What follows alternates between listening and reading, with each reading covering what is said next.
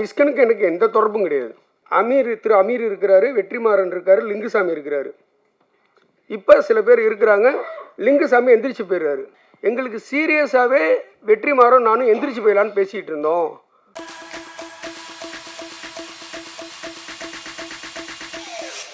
எத்தன் விமல் நடித்த எத்தன் படத்தை இயக்கியவர், நீயா 2 என்ற படத்தை இயக்கியவர் எல் சுரேஷ் அவர்கள். முதலில் மேடையில் அமர்ந்திருக்கும் அனைத்து திரையுலகைச் சேர்ந்த பெரியவர்களுக்கும் இந்த திரைப்பட குழுவினருக்கும் என்னுடைய வணக்கத்தை தெரிவித்துக் கொள்கிறேன். இங்கு வந்திருக்கும் ஊடக நண்பர்களுக்கும் எனது வணக்கத்தை தெரிவித்துக் கொள்கிறேன். எனக்கு ஆக்சுவலி இவர் மியூசிக் டைரக்டர், என்னுடைய நண்பர். அதோடு சேர்ந்து நான் திரையுலகத்தில் ரொம்ப வருஷமாக பயணித்து இருக்கிறதுனால பிஆர்ஓ வெங்கட் சார், அவர் என்னுடைய நண்பர். அவர் கிட்டத்தட்ட அந்த இசையமைப்பாளர் என்எஸ்கே எனக்கு கிட்டத்தட்ட 25 வருடமாக தெரியும். அப்பையிலேருந்தே மியூசிக் பண்ணணும்னு சொல்லிட்டு முயற்சி பண்ணிகிட்டு இருப்பார். மிகப்பெரிய போராளி. இந்த சமூகத்திற்கான இசையை வழங்கணும் அப்படின்னு சொல்லிட்டு அதற்காக நிறைய பாடல்களை அவர் போட்டிருக்கிறாரு, தனிப்பட்ட ஆல்பமாக. நிறைய நான் அதையும் கேட்டிருக்கேன், ரொம்ப நல்லா இருந்துச்சு. இப்போ இந்த விழாவின் நாயகன் என்எஸ்கே அவர்கள் 4 பாடல் நம்ம பார்த்தோம். எல்லாமே வெவ்வேறு விதமாக இருந்தது. அனைத்து பாடல்களுமே அற்புதமாக இருந்தது. அவருக்கு சிறப்பான எதிர்காலம் இருக்குதுன்னு நான் நம்புகிறேன். நிச்சயமாக அது நடக்கும். இந்த படத்திலேயே கூட அன்புன்னு சொல்லி கதாநாயகனாக அறிமுகப்படுத்தியிருக்கிறாங்க. எத்தன் படத்தில் எனக்கு இவரை பார்த்த உடனே, முகத்தை பார்த்த உடனே எனக்கு மயில்சாமி சார் தான் ஞாபகத்துக்கு வந்தார். எத்தன் திரைப்படம் கும்பகோணத்தில் நடந்தபோது அவர் ஒரு அவ்வளோ பெரிய ஆர்டிஸ்ட்டு, எல்லோருடையும் மிக சகஜமாக பழகுவார். அதே சமயத்தில் அவரே சமைச்சு போடுவார் எங்களுக்கு. அவரு காசில் சமைச்சு யூனிட்டில் உள்ள அத்தனை பேருக்கும் போடுவார். எனக்கு ஆச்சரியமாக இருந்தது. தர்மம் தலை காக்கும் அப்படின்னு சொல்லுவாங்க. நிச்சயமாக அன்பு அவர்களுக்கு அவர் பொருளாதாரமாக எவ்வளவு சேர்த்து வச்சிருக்கிறாருன்னு எனக்கு தெரியாது. அருளுள்ளாருக்கு அவ்வுலகம் இல்லை, பொருளுள்ளாருக்கு இவ்வுலகம் இல்லை, அருளாருக்கு அவ்வுலகம் இல்லைன்னு சொல்கிற மாதிரி அந்த அவர் சேர்த்து வைத்திருக்கின்ற அருள் இவர் ஒரு பெரிய இடத்துக்கு கொண்டு போகும் அப்படின்னு நான் நம்புகிறேன். அதே மாதிரி இதில் இருக்கின்ற பாடல்கள், அதில் இருக்கின்ற இவருடைய முக பாவனைகள், இவர் நடன அசைவுகள், அந்த கதாநாயகி சொன்ன மாதிரி அது எல்லாமே மிக அற்புதமாக இருக்குது. ஒரு கதாநாயகருக்கு உண்டான அத்தனை முக லட்சணமும் கொண்டவராக அவர் இருக்கிறார். இவ்வளோ நாள் எப்படி அவர் இத்தனை வருடமாக அவர் இன்னும் வெளிப்படாமல் இருக்கிறாருங்கிறது எனக்கு ஆச்சரியமாக தான் இருக்குது. ஏன்னா மயில்சாமி சாருக்கு அவ்வளோ தொடர்புகள் உண்டு. அற்புதமான மனிதர். அதே சமயத்தில் இவருக்கு இவ்வளோ ஒரு திறமை உள்ள ஒரு மனிதராகவும் இருக்கிறார். நிச்சயமாக இந்த படத்தின் மூலயமா ஒரு பெரிய அளவில் வருவார் அப்படின்னு நம்புகிறேன். அவரை நான் வாழ்த்துறேன். இந்த படத்தினுடைய தயாரிப்பாளர் கார்த்திகேயன் சார் எங்கள் ஊரை சார்ந்தவர். நானும் கும்பகோணம். எனக்கு ரொம்ப சந்தோஷமாக இருந்தது. இருக்கிறதுலே இங்கே உள்ள பல பேருக்கு இதை அனுபவிச்சிருப்பீங்கன்னு நினைக்கிறேன். இருக்கிறதே பெரிய பற்று ஊர் பற்று தான். நான்லாம் சென்னை புதுசில் அப்படியே நின்றுக்கிட்டு இருக்கும்போது கோயம்பேடுலேருந்து பஸ்ஸு போவோம். கும்பகோணம்னு பஸ்ஸு போர்டை பார்த்தாலே ஃபீல் ஆகி நின்றுவேன். சீரியஸாக நான் தெலுங்கில் போய் எத்தனை படத்தை ஃபஸ்ட்டு நான் தெலுங்கில் படம் பண்ணேன். தெலுங்கில் அங்கே வச்சு போகும்போது என்ன ஆகுனா தமிழ் மேலே பற்று வந்துருச்சாங்க அதிகமாக. ஏன்னா தமிழில் பேசுகிறது அங்கே ஆளே கிடையாது. எனக்கு முதல் படம் தெலுங்கு. யாராவது தமிழில் பேசுனா அலைவேன் நான். தமிழை கேட்டாலே அப்படி இருக்கும் நமக்கு. உண்மையிலேயே ஒவ்வொரு இடத்துல கடக்கும்போது தான் அது மேலே உள்ள நமக்கு இது இருக்கும்னு நினைக்கிறேன். சென்னைக்கு கிட்டத்தட்ட 25 வருடங்கள் ஆகிவிட்டது. இப்பையும் கும்பகோணம்னு ஒரு இது வந்தாலே ஒரு சந்தோஷம் தனியாக வந்துடுது. நான் இங்கே வந்தபோது நான் இசையமைப்பாளருக்காக வந்தேன். அதுக்கப்புறம் இதுக்காக வந்தேன். வந்ததுக்கப்புறம் தான் தெரிஞ்சது இவங்க வந்து கும்பகோணம் அப்படின்னு சொல்லும்போது எனக்கு தனி ஒரு இதாக இருக்குது. அது இல்லாமல் வந்து ஒரு பெரிய கல்வி குழுமம்லாம் வச்சு நடத்தி தன்னுடைய மகளுக்காக அவளுடைய ஆசைக்காக ஒரு படத்தையே எடுக்கிற அளவுக்கு ஒரு தந்தை வந்திருக்கிறாரு அப்படின்னா உண்மையிலேயே அவர் ஒரு சிறப்பான தந்தைன்னு தான் நான் நினைக்கிறேன். இவர் வந்து இன்னொரு தந்தையின் ஆசை, அந்த மகன் இயக்குனராக இருக்கிறார், அதை பார்ப்பதற்கு அந்த தந்தை இல்லையிட்டாலும் அதோடைய இயக்குனருடைய தந்தையும் இல்லை, இதில் நடித்த ஹீரோவை நடித்த அவருடைய தந்தையும் இல்லை. ஆனால் 2 பேரும் சேர்ந்து நிச்சயமாக பெரிய லெவலில் அவங்கள ஆசீர்வாதம் பண்ணி இந்த படத்தை பெரிய வெற்றி கொண்டு வருவாங்கன்னு நான் நம்புகிறேன். அப்புறம் இந்த நிகழ்ச்சிக்கு தொடர்பு இல்லாத ஆனால் திரையுலகத்துக்கு தொடர்புடைய ஒரு விஷயத்தை பற்றி நான் இப்போ பேசலான்னு நினைக்கிறேன். ஆக்சுவலி நான் ஊருக்கு போக வேண்டியது இந்த நிகழ்ச்சியினால் கலந்துக்க முடியாத சூழ்நிலை தான் இருந்தது. அதுக்கப்புறம் ஒரு காணொளி ஒன்று பார்த்தேன், எனக்கு ரொம்ப பதட்டமாக இருந்தது. அது இயக்குனர் மிஸ்கின் அவர்களை பற்றியது. இங்கே யார்கிட்டையும் தயவுசெய்து தப்பாக எடுத்துக்காதீங்க, இந்த இதுக்கு சம்மந்தம் இல்லாதான், ஆனால் திரைக்கு சம்மந்தமானது. முதல்ல நான் எப்படிப்பட்டவங்கிறத நான் உங்களுக்கு சொல்லிக்கிறேன். எனக்கு நிகழ்ந்ததை சொன்னாதான் இது எப்படிப்பட்டதுன்னு தெரியும். நான் ஒரு நாள் ஒரு 10 வருடங்களுக்கு முன்னாடி தூங்கிட்டு இருக்கேன், நைட்டு வீட்டில் நல்லா தூங்கிட்டு இருக்கேன். அப்போ எனக்கு ஒரு ஃபோன் வருது, நைட்டு 2 மணி. நான் 24x7 என் ஃபோனை அட்டன் பண்ணுவேன், யாரும் ஃபோன் பண்ணாலும். அப்போ ஃபோன் எடுத்தவன் என் நண்பன். என்ன பண்ணிகிட்டு இருக்க அப்படின்னா, ஏடா நைட்டு 2 மணிக்கு என்னடா பண்ணிகிட்டு இருப்பாங்க, தூங்கிட்டு இருக்கேன் அப்படின்னு. ஓ தூங்கிட்டு இருக்கியா, அப்படி என்ன பண்ணுற, உடனே உன் கார் எடுத்துக்கிட்டு மனோஜ் சார் வீடு இருக்குல்ல அங்கே கொஞ்சம் வா அப்படின்னா. எதுக்கு அப்படின்னு கேட்டேன். இல்லை நான் இங்கே தனியாக நின்றுட்டு இருக்கிறேன், எனக்கு வீட்டுக்கு போகிறதுக்கு வந்து ஆட்டோ கூட இல்லை, எனக்கு எப்படி இருக்குன்னு தெரியல அப்படின்னா. நான் சொன்னேன், ஏடா நைட்டு 2 மணிக்கு கூப்பிட்ற, என்கிட்ட கார் கூட கிடையாதா. ஆனால் இப்போ என்கிட்ட கார் இருக்குது, அப்போ இல்லை, என்கிட்ட கார் இல்லை. ஏடா டைரக்டருங்கிற, கார் இல்லையா, காரில் நீ டைரக்ட் பண்ணிகிட்டு இருக்கா அப்படின்றான். அது முடிஞ்சு போச்சு. அதுக்கப்புறம் 1/2 மணி நேரம் கொண்டு எடுத்தான். அவன் எந்த நிலையில் கொண்டு எடுத்தாங்கிறது அப்புறம் தான் நான் பார்த்தேன், அவன் உணர்ந்தேன். சரி, அதுக்கப்புறம் 1 மாதம் கழிச்சு இன்னொரு நண்பன் ஃபோன் பண்ணுறான், காலையில் 7 மணிக்கு பல்லு விளக்கிட்டு இருக்கேன். இவரை மாதிரி ஒரு இசையமைப்பாளர் புதுசாக பாட்டு போட்டால் எனக்கு ஃபோன் பண்ணி பாடியெல்லாம் காட்டுவார். அவர் பேர் தவுமணி. அவர் இப்போ இங்கே உள்ள ஊரில் தான் இருக்கார். 7 மணிக்கு ஃபோன் அடிக்கிறாப்புல. அவர் ஃபோன் வந்தாலும் கொஞ்சம் பயமாகவும் இருக்கும். எடுத்த உடனே நம்ம என்ன சூழ்நிலை இருக்கான்னு தெரியாமல் பாட ஆரம்பிச்சிருவாப்புல. நம்ம என்னடா இது என்ன எடுக்கிறதா வேணாம் அந்த ஃபோனை, சரி எடுத்து பார்ப்போம்னு சொல்லிட்டு எடுத்து காதில் வச்சேன். அப்போ பல்லு விளக்கிட்டு இருக்கேன். ஹலோ அப்படின்னா, என்ன பண்ணிகிட்டு இருக்க, பல்லு விளக்கிட்டு இருக்கேன். சரி சரி ஒரு பாட்டு வைக்கிறேன் கேளு. டேய் நான் பல்லு விளக்கிட்டு இருக்கேன்டா, காது ஃப்ரீயாக தானே இருக்கு, வாயில் தானே பல்லு விளக்குறாங்கிறான். டேய் என்னடா இது, இத்தனைக்கு நான் எவ்வளோ சொல்லி கேட்காம பாடி தாங்க முடித்தான். அது முடிஞ்சு போச்சு. அதுக்கப்புறம் இப்போது இந்த மாதிரி நண்பர்கள் உள்ளவன் நான். கும்பகோணத்தில் எத்தனை ஷூட்டிங் நடந்துகிட்ருக்கு. திடீர்னு விமலை பற்றி அந்த விஷயம் வெளியில் யாருக்கும் அதுக்கு முன்னாடி யாருக்கும் அப்போ சொல்லப்படலை, இப்போ எல்லாருக்கும் தெரியுங்கிறதுனால சொல்கிறேன். ஒரு நாள் விமல் வந்து என்கிட்ட கல்யாணம், ஒருத்தர் கல்யாணம், ரிஜிஸ்டர் ஆஃபீஸுக்கு போகணும், எனக்கு கொஞ்சம் பர்மிஷன் வேணும்னு என்கிட்ட கேட்டாப்புல. நாங்கள் உங்களை வச்சு தானேங்க படம் எடுத்துகிட்டு இருக்கிறோம், நீங்கள் இல்லைன்னா அப்படின்னாக்க, இல்லை நான் போய் இல்லைங்க, கும்பகோணத்தில் ரிஜிஸ்டர் என் ஃப்ரெண்டு என் கிளாஸ்மேட்டு தான், நான் வந்து அவர்கிட்ட நான் சொல்கிறேன், நீங்கள் போயிட்டு ரிஜிஸ்டர் மேரேஜ். இல்லை நான் போகாமல் அந்த கல்யாணமே நடக்காதுன்னு. பொண்ணு யார் அப்படின்னா, பொண்ணு வந்து என் ஃப்ரெண்டு போய் ஆகணுன்றாப்புல. அப்புறம் தான் தெரியுது அவருக்கு தான் கல்யாணங்கிறத. அப்புறமா போயிட்டு சாமிமலையில் கல்யாணம் பண்ணிட்டாங்க.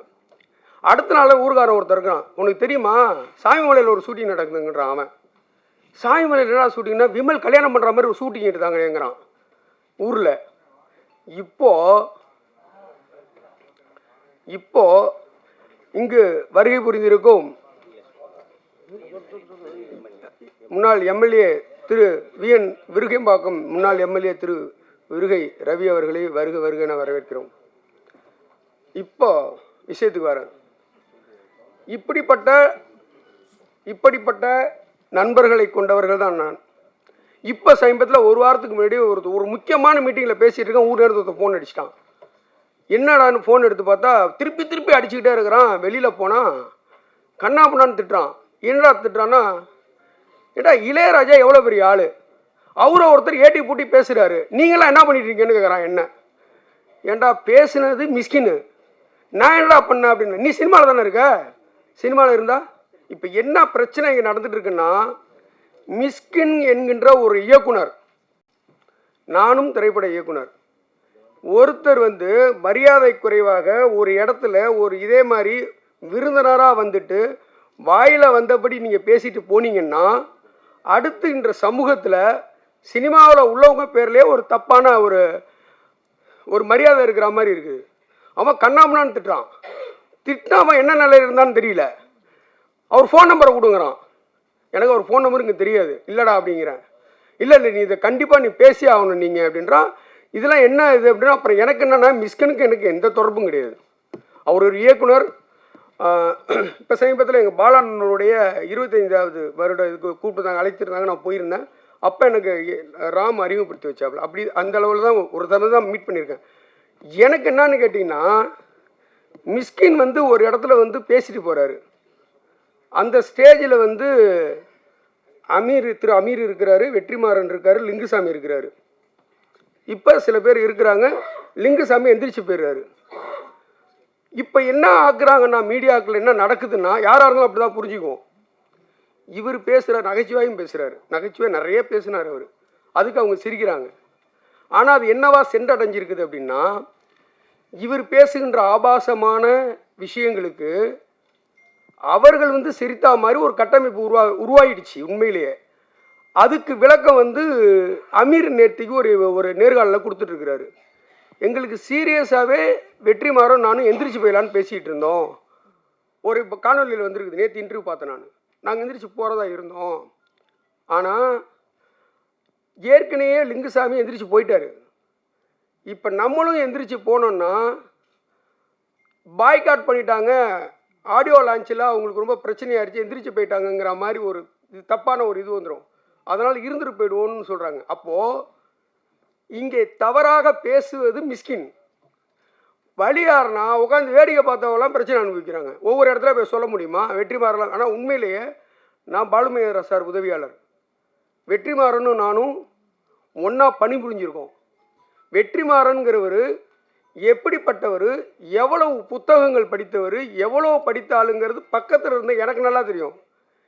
மிஸ்கின் என்கின்ற நபர் எத்தனை புத்தகங்கள் படித்தாருங்கிறது நமக்கு தெரியாது. ஆனால் அவர் எந்த ஆடியோ லான்ச்சுக்கு வந்தாலும் தமிழில் எழுத்தாளர்களே இல்லையா, தமிழில் திரைப்பட இயக்குநர்களே கிடையாதா? சரி, நீங்கள் ரசிச்சுட்டு போங்க. நீங்கள் வீட்டிலேருந்து கிளம்பும் போதே ஒரு முடிவோடு கிளம்புறீங்க. என்னன்னா, இன்னைக்கு யாரை போய் திட்டலாம். இப்போ இது இன்னொரு அசௌகரியம் இருக்குது. ஸ்டேஜில் வந்து இவரை விட சின்ன வயசு பசங்களாக இருந்துட்டாங்கன்னா அவனுக்கு சந்தோஷப்படுறாங்க, தம்பின்னு கூப்பிட்டா. நார்மலாக அப்படி திரும்பினாலே இவரோட வயசு அதிகமாக இருந்தால் பயப்படுறாங்க, ஐயோ இவன் நம்மளை வாடாப்படான்னு கூப்பிட்றான் அந்த ஆளுன்ட்டு. உண்மையிலே நடக்குது. கொட்டுக்காளின்னு ஒரு படம் உண்மையில் நான் அன்னையிலேருந்து ஸ்டார்ட் பண்ணேன். எனக்கு இன்னொன்று என்னென்னா, மிஸ்கினின் படைப்புகள் மீது எனக்கு எந்த விமர்சனமும் கிடையாது. மிக அற்புதமான ஒரு படைப்பில், அதில் என்ன பிரச்சனையும் எனக்கு கிடையாது. ஆனால் அதில் எடுக்க வேண்டிய பெயரை நீங்கள் ஏன் வந்து ஒரு இடத்துல பேசி கெடுத்துக்கிறீங்க? நீங்கள் கெடுக்கிறது இல்லாமல் நீங்கள் உட்காந்துருக்கிறத பக்கத்து சீட்டுக்காரங்களாம் ஏன் பிரச்சனையை உண்டு பண்ணுறீங்க? நீங்கள் இதுக்கப்புறம் இப்போ பத்திரிக்கையாளர்களை கொதிச்சு எழுவுறாங்க. உண்மையிலே நாகருங்கிறது, இப்போ நானே இங்கே பேசினா கூட சில சமயங்கள் நாகருங்கிறது நீங்கள் வந்து வெளியில் வந்து பேசுவீங்க. இது ஒரு நாகரிகத்தை நீங்கள் கடைப்பிடிக்கிறீங்க. ஆனால் அதற்காக நான் பேசுகிற எல்லா வார்த்தைகளுக்கும் உங்களுக்கு சம்மதமாக இருக்குன்னு நான் நினச்சேன்னா, நான் என்னை விட ஒரு முட்டாள் வேறு யாருமே கிடையாது. இப்போது இன்னொன்று சொல்கிறேன், உலகத்தில் உள்ள எல்லா புத்தகத்தையும் படித்து நான் அன்பை போதிச்சுன்னு லாஸ்ட்டாக பேசுகிறேன். திருக்குறள் படிச்சிருக்கியா நீ? திருக்குறள்னு ஒன்று தமிழ்நாட்டில் இங்கே இருக்கிற இந்திய பிரதமரே திருக்குறளின் பெருமையை பற்றி வெளிநாடுகளில் பேசுகிறாரு. இங்கே இருக்கிற ஒவ்வொருத்தவங்களும் தமிழ்நாட்டின் கௌரவமாக இருக்குது, திருக்குறளாக இருக்குது. அதில் ஒருத்தர் தான் இசைஞானி இளையராஜா. நீ இளையராஜாவை வந்து அவர் இசை பேரரசு. அதுக்கும் மேலே இந்த நூற்றாண்டிலேயே இந்த உலகத்தை, இந்த தமிழ்நாட்டை இவரை போல ஒருத்தன் மக்களை மகிழ்ச்சிய கலைஞன் கிடையவே கிடையாது. இன்னும் சொல்ல போனால் இசைஞானி ஒருத்தர் பிறக்கும் போது தாலாட்டு, சாவுற வரைக்கும். இன்னொன்று, நீங்கள் உங்களை மாதிரி ஆட்கள் வந்து பிபி ஏற்றுற மாதிரி ஏதாவது பேசிட்டு போகிறீங்க. அவர் ஒரு டாக்டரு. அவ்வளோ விஷயங்கள் அவர் வந்து இன்னைக்கு வந்து அவர் இல்லைன்னா நிறைய சேனல் கிடையாது, எஃப்எம் கிடையாது. அவ்வளோ பெரிய மனிதன். நீ போகிற போக்கில் வந்து அங்கேருந்து வந்து அவன் இளையராஜன் என்ன சைடிஸ் அவர் உனக்கு எப்படி நீ பேசலாம் அதை? அப்போது நீ திட்டுற.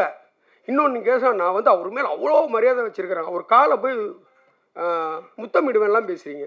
ஓகே, அந்த மரியாதைக்கு நீங்கள் கொடுக்குற விளையாது. இப்படி தான் பேசுவீங்களா ஒரு ஒரு பொது நாகரிகம் எடுத்து மேடையில்? அதே மாதிரி கொட்டுக்காளி மேடையில் அந்த படத்தில் வந்துங்க அவ்வளோ அருமையாக இருக்குதுன்னு சொல்லி அவ்வளோ விஷயங்கள் கொட்டுக்காளியை பற்றி எல்லாரும் இயக்குனரும் பேசுகிறாங்க. நீ உதாரணத்துக்கு என்ன சீனை சொல்கிற? எந்த சீனை நீ சூரிய நடிப்பில் நடித்ததில் பிடிச்சதுக்குன்னு சொல்கிற? என்ன சொல்கிற நீன்னா மறுநாளே இது பரபரப்பாகணும்னு நீ நினைக்கிற. அதுக்காக எல்லோரும் முகம் சுளிக்கிற மாதிரி விஷயத்த சொல்கிற. இது எப்படி சரி? ஒரு மேடையில் வந்து நீ பேசுகிறது எல்லா மனிதர்களும் வந்து நீங்கள் மேடையில் இங்கே இருக்கிறவங்களுக்கு கிடையாதுங்க, இது கிடையாது. இன்னைக்கு யூடியூப் உலகம் பூரா போயிடுச்சு. நீ எது பேசுனாலும் உலகம் பூரா பார்க்குறான். அப்போ உலகம் பூரா உள்ளவங்க நீங்கள் தனியாக திரையுலகம் ஏன் எய்த்து கேள்வி கேட்குறன்னு வேற யூடியூப்பில் நிறைய பேர் பேசுகிறாங்க. நான் இப்போ திரையுலகை சார்ந்தவர் தான். நேற்று அருள்தாஸ் அவர் வந்து பேசினார். அதை ஒரு தொடர்ச்சி நான் இன்றைக்கி இயக்குனர் அவர் ஜாதியிலேருந்தே நான் பேசுகிறேன். இதை வன்மையாக இந்த மாதிரி எந்த இடத்துலையும் போய் இவர் இந்த மாதிரி பேசக்கூடாது. பேசி இப்போ என்ன இவர் பேசிட்டு போயிடாருங்க, நம்மளை வந்து வாழ்வாழ்வாழ்னு கத்துறானுங்க. நீங்கள் என்ன அப்படி இருக்கு? எனக்கு தெரிஞ்சு இவர் பேசுனதுக்கப்புறம் 15 ஃபோன் நான் அட்டன் பண்ணியிருக்கேன் ஊரில் இருந்து. என்னென்னா அவங்களுக்கு தெரிஞ்ச சினிமாக்காரவங்க, அவங்களுக்கு தெரிஞ்ச சினிமாக்காரங்க தான் அதை புலம்புவாங்க. நீங்கள் வந்து நார்மலாக ஒரு இடத்துல வந்து நீங்கள் பேசிட்டு போயிடுறீங்க, ஆனால் அது எவ்வளோ பெரிய விஷயங்கள் எல்லாம் வந்து இது பண்ணுறீங்க. இன்னொன்று, நீங்கள் முன்னாடியே தயாரிச்சுட்டு வந்து தான் பேசுகிறீங்க, நீங்கள் சாதாரணமாக கிடையாது. ஏன்னா வாழைன்னு ஒரு படத்துக்காக நாங்கள் ஒரு 3 நாள் உட்காந்து அசிஸ்டண்ட்டோடு உட்காந்து தயார் பண்ணி 3 பக்கம் அறிக்கை தயார் பண்ணோம் வரும் உங்களுக்குன்னு அவர் ஸ்டேஜ்லேயே பேசுகிறாரு. அப்போ வாழைன்னு ஒன்று பேச வரும்போது இந்த ஸ்டேஜ்லேயே வந்து நீங்கள் என்னென்ன பேச போகிறீங்க தயாரித்து நண்பரோடு இது பண்ணிட்டு வரும்போது அந்த குணா படத்தில் வர மாதிரி மானே பேனே பொன்வானே போட்டுக்கிற மாதிரி அங்கங்கே எங்கெங்கெல்லாம் ஆபாசமாக பேசலான்னு சொல்லிட்டு நீங்கள் தயாரிச்சுட்டு வந்து பேசுகிறீங்க. இது மிகவும் மோசமானது. தமிழில் எவ்வளோ நல்ல படம் தான் அதை விட்டுட்டு ஃபாரின் ரைட்டர்ஸ்லாம் இருக்கிறது மட்டுமே நீங்கள் பேசுகிறீங்க. இதெல்லாம் என்ன கதை? உங்களை கவனிக்கிற மாதிரி தான் படம் பண்ணுறீங்களே, உங்களுக்கு என்ன பிரச்சனை? எதுக்கு ஸ்டேஜில் வேறு பேசி எங்கள் மானத்தை வாங்குறீங்க? தயவு செய்து தம்பி மிஸ்கின், நீங்கள் எல்லாருக்கும் அண்ணனாக இருந்து தம்பி அவர் நான் உங்களை சொல்கிறேன். ஏன்னா உங்களுக்கு அடிப்படை நாகரிகம் தெரியலங்கிறதுனால எனக்கு நீங்கள் தம்பி தான். தம்பி மிஸ்கின், இனிமேல் எந்த ஸ்டேஜுக்கு போனாலும் தயவு செய்து நாவை அடக்குங்கள், சாதாரணமாக பேசுங்க. இந்த இன்னொன்று விஷயம், வலைபேச்சுன்னு ஒரு இதில் அந்த நண்பர் 25 வருஷம் நண்பர், இவர் எப்போல்லாம் இவர் ஸ்டேஜில் பேசுகிறோ அடுத்த நாளே அநாகரமே பேசக்கூடாதுன்னு வலையுள்ள பேசிக்கிட்டே இருக்கிறாரு. பிஸ்மி எல்லா இடத்துலையும் உட்காந்து பேசுகிறாரு. இந்த மாதிரி 4-5 பேர் வந்து வலையுள்ள பேசிக்கிட்டே இருக்கிறாங்க. நிச்சயமாக அவருக்கு தெரியாமல் இருக்காது. இன்னொன்று, இங்கே பேசுகிறதுக்கு அமீர் சொல்கிறாரு ரஞ்சித் எனக்கு ஃபோன் பண்ணி வருத்தப்பட்டாருங்கிறாரு. இப்போ இவரை அழைச்சிட்டு அவர் எல்லா இடத்துலையும் மன்னிப்பு கேட்டுன்னு தெரியணுமா? தயவு செய்து தம்பி மிஸ்கின், இனிமே இந்த மாதிரி எந்த ஸ்டேஜ்லையும் போய் பேசாதீங்க. நன்றி, வணக்கம்.